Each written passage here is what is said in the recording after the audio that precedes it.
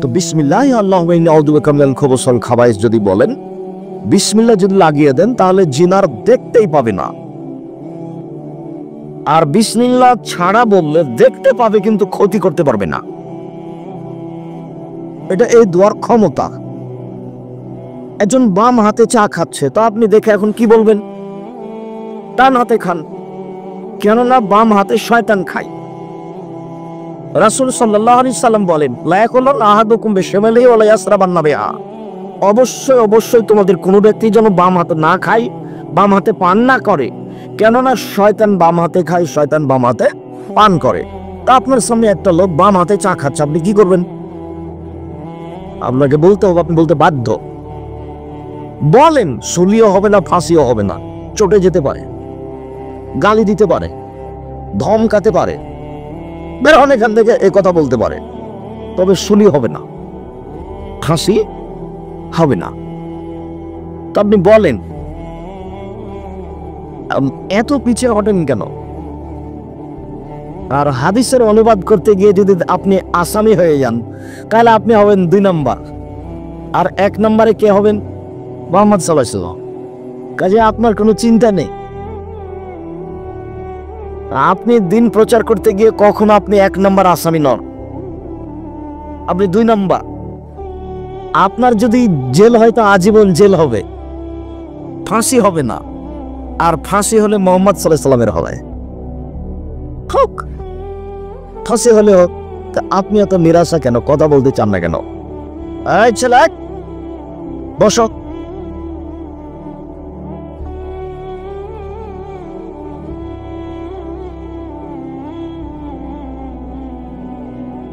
আমার একটি কথা জানা থাকলে অন্যকে বলো।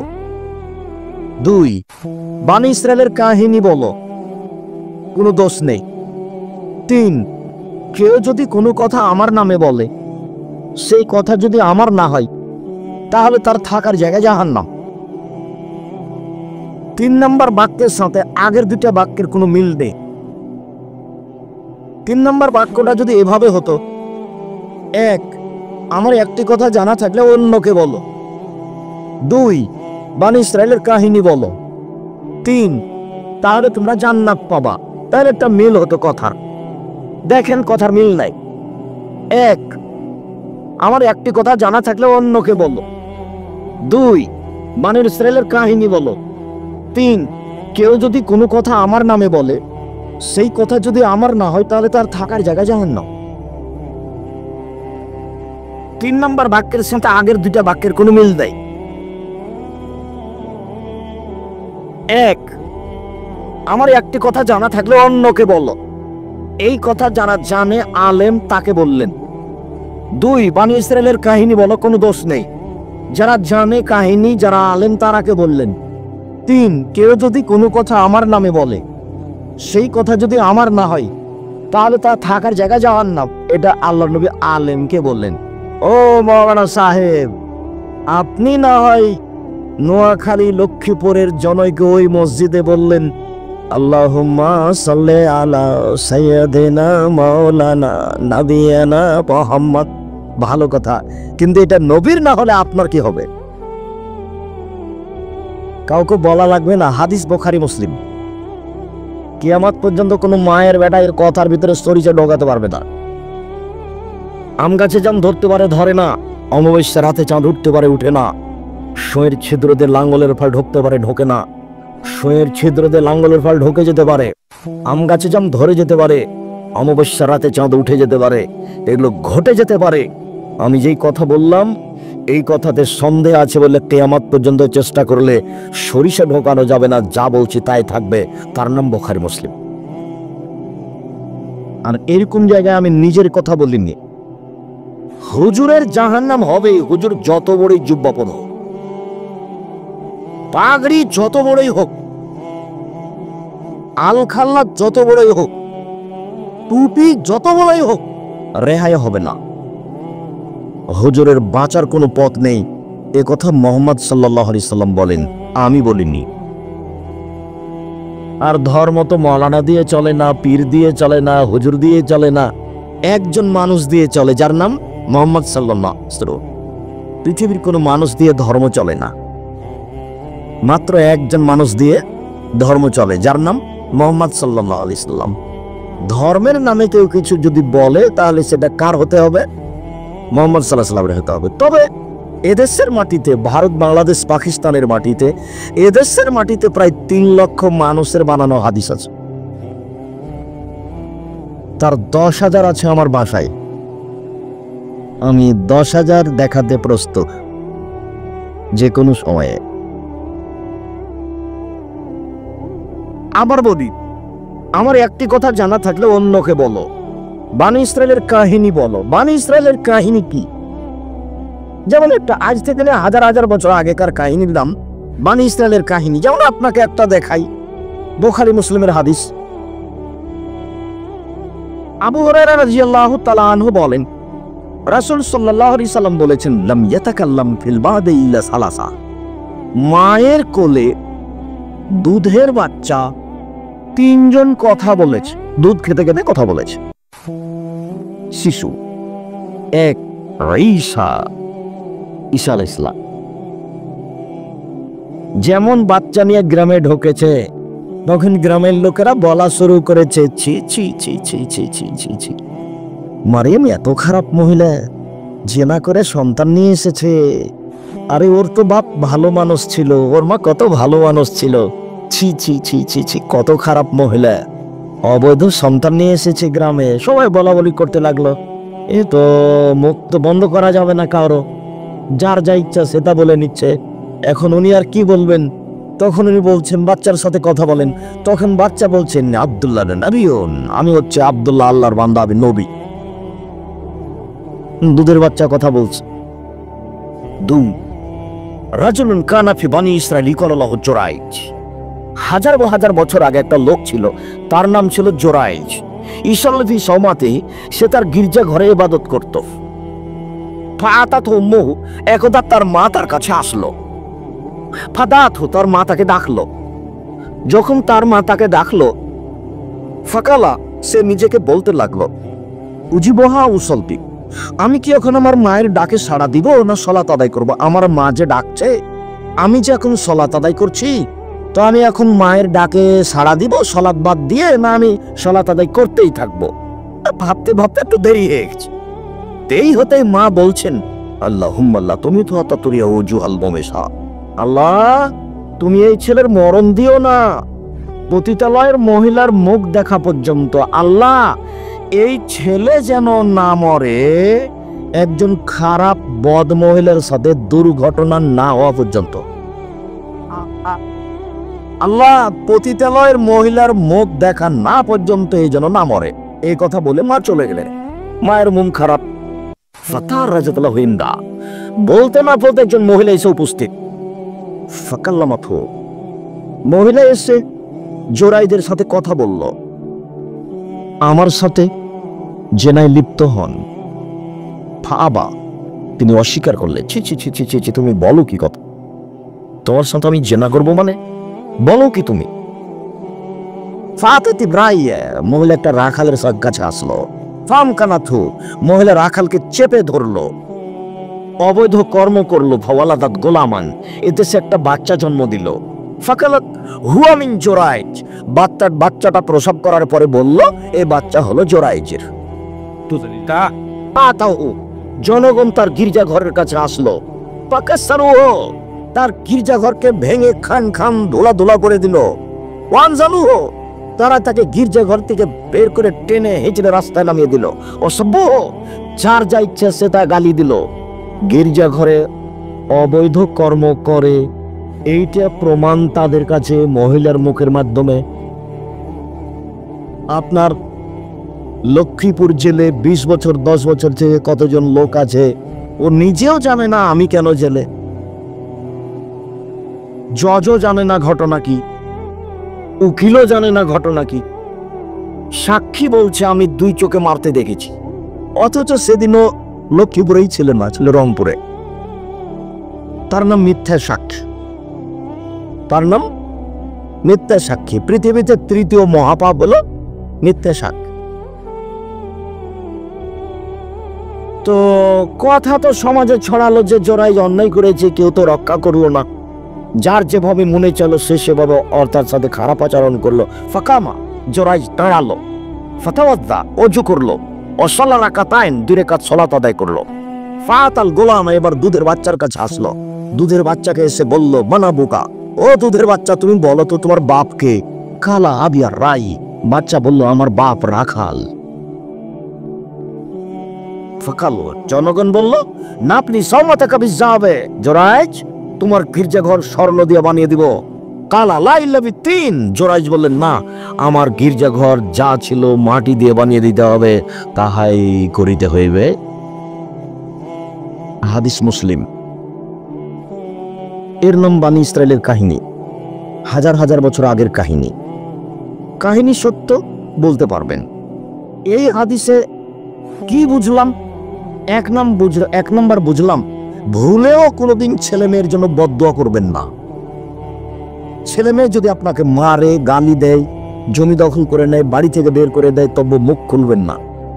যদি ছেলে মারে তাহলে তাড়াহুড়া করে উঁচু করে 2 রাকাত সালাত আদায় করে আল্লাহর কাছে হাত তুলে বলেন, আমাকে ছেলে ফিরিয়ে দাও। আমি এরকম ছেলে মানুষ করিনি।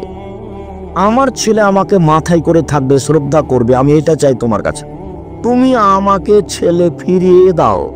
2 চোখের পানি ঝরঝর করে ঝরবে আর আপনি আল্লাহকে কথা বলবেন, ছেলে 24 ঘন্টার মধ্যে আমি ফিরিয়ে চাই। যেই ছেলে আমার পা ধরে বলবে, আব্বা ভুল হয়েছে, আপনাকে আর আমি কোনোদিন কোনো কথা বলবো না, আমি আমার জীবন বাজি রেখে আপনাকে শ্রদ্ধা করবো, আপনার যা কিছু বলার আপনি বলবেন, আমি কোনোদিন প্রত্যুত্তর করবো না।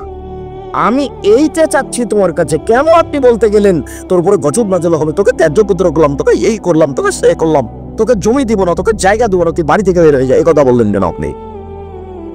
শোনেন, বাপ হিসেবে, মা হিসেবে জীবনে কোনোদিন ছেলে মেয়ের বিরুদ্ধে মুখ খুলবেন না। রাসূল সাল্লাল্লাহু আলাইহি ওয়াসাল্লাম নিষেধ করেছে, কখনো তোমরা তোমাদের ছেলে মেয়ের উপরে বদদুয়া করো না। 3 শ্রেণীর মানুষের দোয়া কবুল হবে, মধ্যে কোনো আর নাই। বলার সাথে সাথে লেগে গেছে,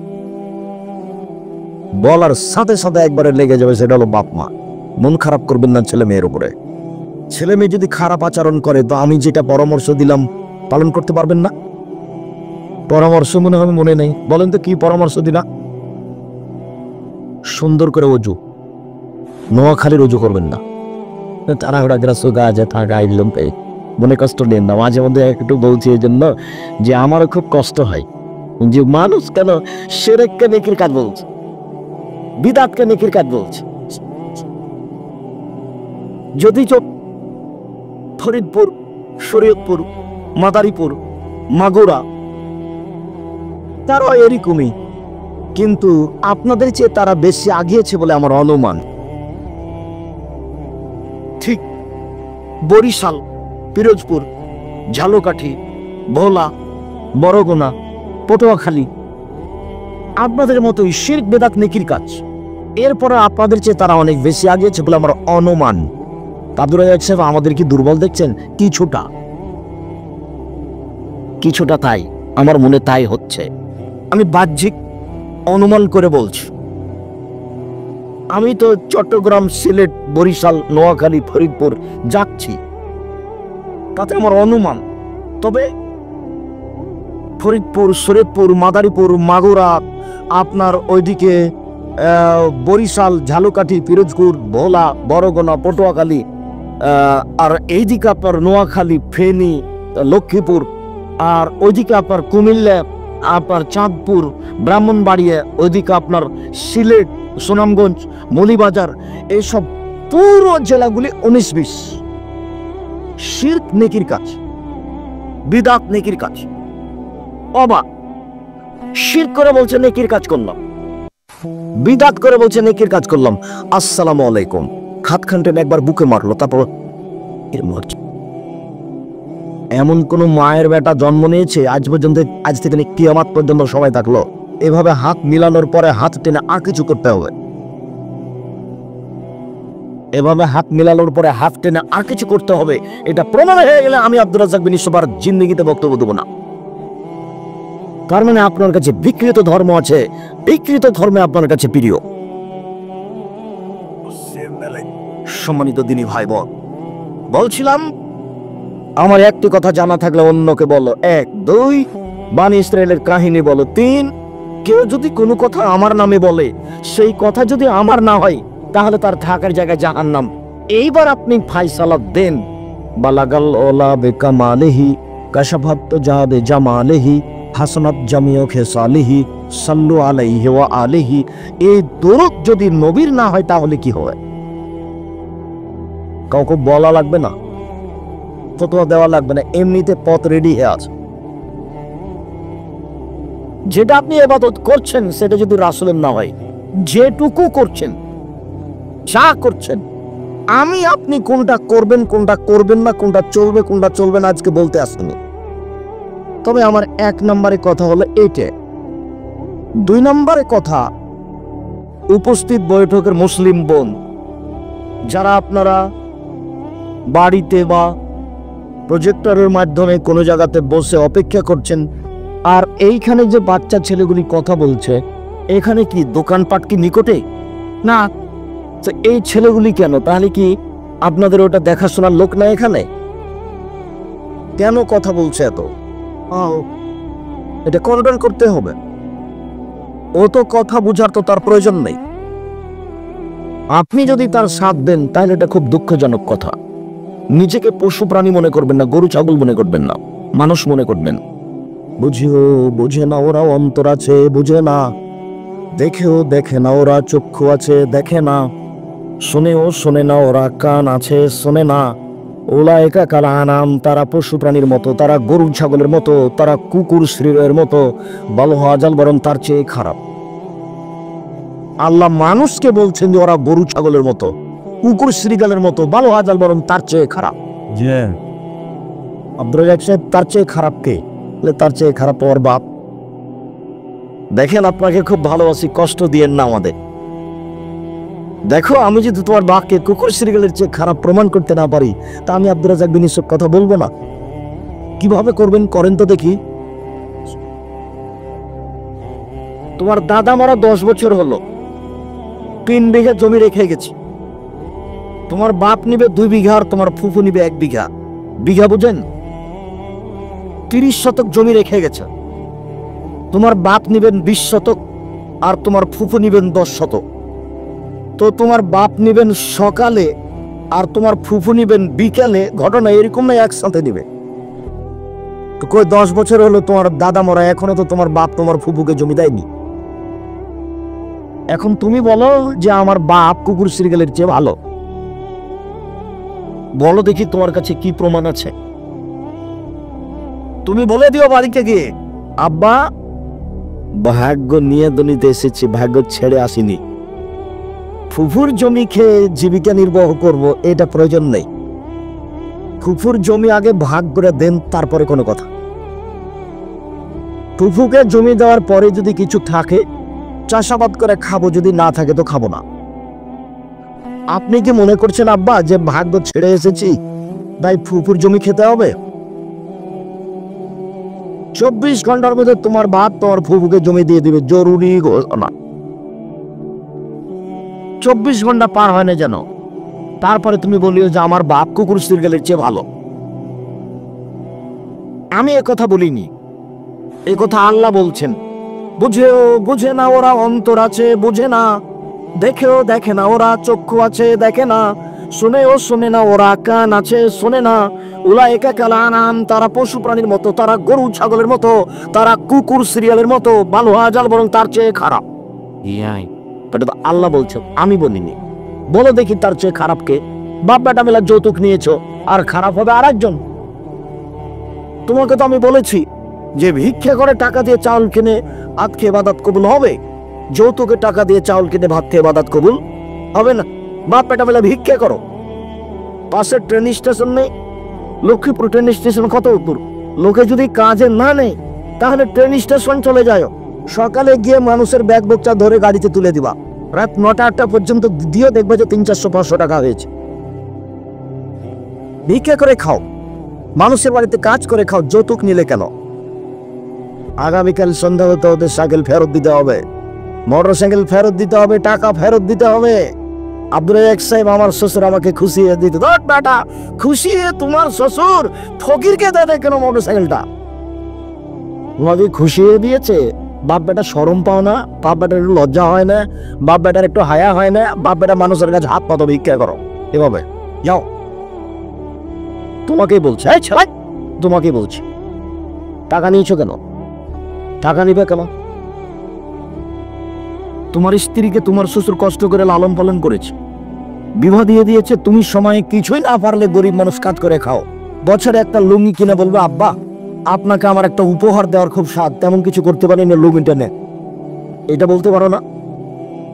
কথায় কথায় রাগ দেখাও, সিদ্ধান্ত পরিবর্তন করো। সম্মানিত দিনী ভাই বোন, আপনাদের সাথে জরুরি কথা, বিশেষভাবে মুসলিম বোন শোনেন, আপনি যদি 4টা কাজ করতে পারেন জান্নাতের সব দরজা খোলা।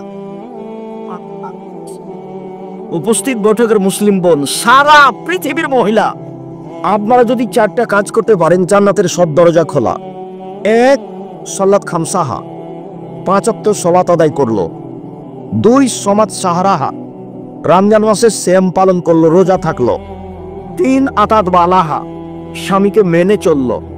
4, আহসানাত ফারজাহা, জেনায় লিপ্ত হলো না, তাহলে জান্নাতের সব দরজা খোলা। এ কথা আমি বলিনি, আমি একজন অনুবাদক। মুহাম্মদ সাল্লাল্লাহু আলাইহি ওয়াসাল্লাম বলেছেন তার মুখের ভাষা, আরবি থেকে আপনাকে আমি বাংলা করে শোনালাম। 1, 5 ওয়াক্ত সালাত নামাজ।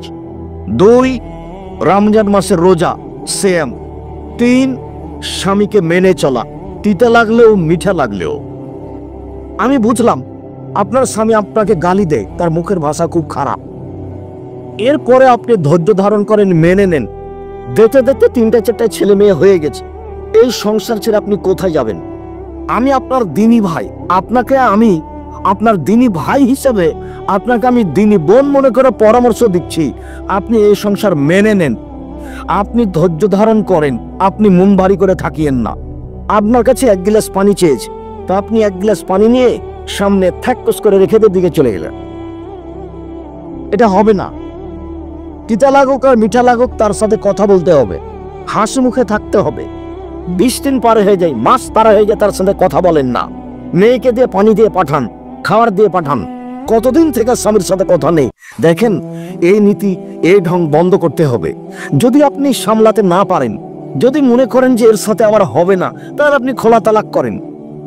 স্বামী যদি কোটি টাকা ইনকাম করে, স্বামী যদি পরহেজগার থেকে পরহেজগার তাহাজ্জুদ পড়ে, এরপর আপনি নির্দ্বিধায় ছেড়ে দিতে পারেন, খোলা তালাক। চেয়ারম্যান মেম্বারকে বলতে হবে ভাই আমি তার সাথে ভাত খাবো না, তার আপনি একটু পৃথকের ব্যবস্থা করে দিন। চেয়ারম্যান একটা খোলা তালাক করে ছেলের কাছে পাঠিয়ে দেবো, বাস কাহিনী শেষ। আপনি 30 দিন পরে আর এক জায়গাতে বিবাহ বসতে পারবেন। খোলা তালাকের বিবাহ বসার সময়সীমা 1 মাস। আপনাকে আমি এই সংসারে থাকতে বাধ্য করিনি, তবে আপনি মুখ বন্ধ করে কথা না বলে মাস কাটাবেন, এর অনুমতি নেই। আমার স্বামীর মুখ খারাপ হবে এটা মেনে নিলাম, আপনাকে গালি দেয় এটা আমি মেনে নিলাম, আপনাকে মারে এটা আমি মেনে নিলাম। যেহেতু এতদিন পর্যন্ত আছেন, তাহলে একটু খোলা মুখে হাসি মুখে স্বামীকে মেনে চলেন, আপনার জন্য ভালো। জান্নাতের দরজা সব খোলা আমি বলিনি, এ কথা মুহাম্মদ সাল্লাল্লাহু আলাইহি ওয়াসাল্লাম বলেছেন। 4, জেনা থেকে বেঁচে থাকলো। যদি আপনার জেনা হয়ে গিয়ে থাকে তাহলে আপনি তওবা করেন, আপনি ভালোর মধ্যে হয়ে যাবেন। শুধু ভালোর মধ্যে নয়, আপনি যদি খালে সন্তরে তওবা করতে পারেন, তাহলে যে জেনার পাপটা হয়েছে এটা পাল্টা নেকি দিয়ে পূর্ণ হয়ে যাবে। এ কথা আমি বলিনি, এটা আল্লাহ তাআলা বলেছে। আমার তওবাটা কেমন এটা আল্লাহ দেখতে চান। শুধু তাই নয়, আল্লাহ তাআলা বলছেন ওয়ানাহা নাফসা আনিল হাওয়া ফাইনাল জান্নাতা হিয়াল মাওয়া। পৃথিবীর মানুষ শোনো, তোমরা যারা অশ্লীল কাজ থেকে বিরত থাকতে পারবে, আমি আল্লাহ তোমাদেরকে জান্নাতুল মাওয়া দিয়ে দিলাম। তুমি যদি আজকে প্রেমের গল্প বন্ধ করতে পারো, তুমি যদি বলতে পারো আস্তাগফিরুল্লাহ ওয়া আতুবু ইলাইহি, জিন্দেগিতে আমি তোমার সাথে আর কোনোদিন মোবাইলে কথা বলবো না, তোমার সাথে আমি প্রেমে লিপ্ত হব না, এইটা তুমি যদি কঠোর হাতে শক্ত হাতে মজবুত করে বন্ধ করতে পারো, তাহলে আল্লাহ বলছেন আমি তোমাকে জান্নাতুল মাওয়া দিয়ে দিলাম। যেটা আল্লাহর ওয়াদা, কোনো মানুষের কথা নেই। ওয়ানাহা নাফসা আনিল হাওয়া, যে নিজেকে প্রবৃত্তি থেকে ঠেকাতে পারলো, আমি আল্লাহ তার জন্য নিজের কিছু করার ছিল না। একটা ঘটনা আপনাকে শোনাই, বুখারী মুসলিমের হাদিস। আল্লাহ রাসূল 1 গ্লাস পানি নিয়ে একটু খাওয়ার পরে, এখন ডান দিকে দিতে হবে, এটা নীতিগত হিসেব।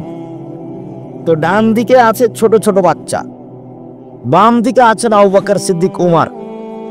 তখন আল্লাহ রাসূল ছোট ছোট বাচ্চাগুলিকে বলছেন, এই শোনো শোনো শোনো, তোমরা আমাকে একটু অনুমতি দাও না, আমি গিলাসটা এদিকে দিই, বাম দিকে বড় মানুষ আছে, কিন্তু আমি তো দিতে পারি না, আমাকে ডান দিক থেকে দিতে হবে, তো তোমরা একটু অনুমতি দাও আমাকে। তখন বাচ্চারা বলছে, না না না না, আপনার পক্ষ থেকে পানি আমরা পাবো, সেটা অন্য কাউকে দিব, এটা হতে পারে না। তখন আল্লাহ রাসূল বলছেন, নাও তাইলে তোমরাই না তোমরাই নাও। হাদিস বুখারী মুসলিম। এটা আপনি কি বুঝলেন? পৃথিবীর সবচেয়ে বড় মানব, এত বড় দামি মানুষ আল্লাহ পৃথিবীতে কাউকে সৃষ্টি করেননি। বিচারের মাঠে যেদিন কেউ কথা বলতে পারবে না, সেদিন তিনি বলবেন, সালমা তুতা ওয়াসফাতু শাফা, মাথা উঠেন বলেন, যা বলবেন আমি আল্লাহ তাই মেনে নিব, যা সুপারিশ করবেন আমি তাই গ্রহণ করব। আপনি একটু বলেন কি বলতে চান? যাহাই বলবেন তাহাই মেনে নিব, যা সুপারিশ করবেন তাহাই গ্রহণ করব। এই কথা আল্লাহ বারবার বলবেন বিচারের মাঠে। ইনি হচ্ছেন মুহাম্মদ সাল্লাল্লাহু আলাইহি ওয়াসাল্লাম। এত বড় মানুষ বাচ্চা ছেলের কাছে অনুমতি চাচ্ছেন। আর একটা জিনিস ডান দিক থেকে দিতে হবে, নিজে থেকে তো একটা ধর্ম বানাতে পারেন। আচ্ছা এই শোনো, ডান দিক থেকে দেওয়ার নিয়ম, কিন্তু আমি আজকে বাম দিক থেকে চালু করে দিলাম, এটা বলতে পারতেন, কিন্তু ধর্ম তার নিচের নয়, উপর থেকে যা বলেছেন তাই হবে। তাহলে পীর সাহেবের কি হবে? আপনাকে আর পীর সাহেবকে দেখে আমার মাঝে মধ্যে খুব অবাক লাগে।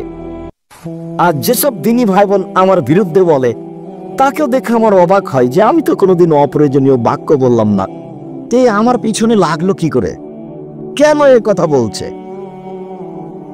আচ্ছা, আমি না হয় চাঁপাইনবাবগঞ্জ পল্লী এলাকাতে বক্তব্য দিতে গিয়ে বলেছিলাম, ঘটনাটা ছিল এই যে চাঁপাইনবাবগঞ্জ পল্লী এলাকার মহিলারা বাড়ির পিছন দিকে গিয়ে সমতল মাটিতে বসে পেশাব করে।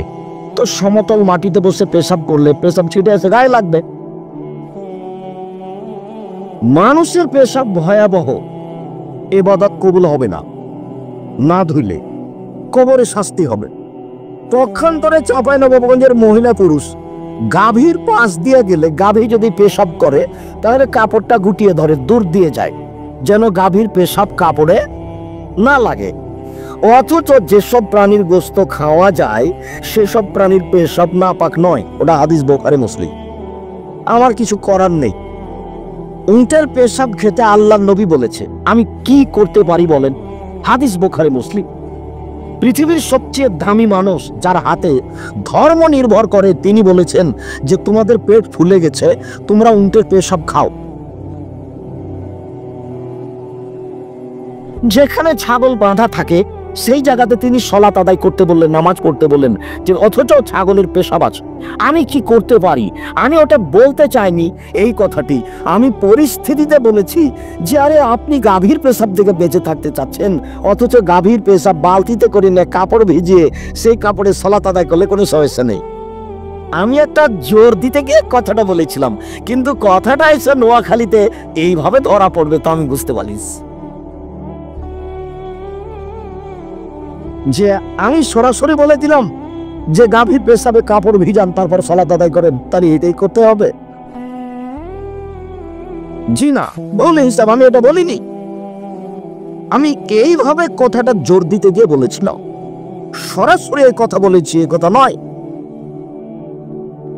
তার উপরে যে কথা বলেছি সে কথা আমাকে ফেরত নিতে হবে না, তবে আমি মানুষ। অবাক লাগে আপনি কিভাবে বিরুদ্ধে এত কথা বলতে পারেন। আমার জীবনে আমি কোনোদিনও অপ্রয়োজনীয় বাক্য বলিনি। আমার জীবনে 90 সাল থেকে আমি মাঠে আছি,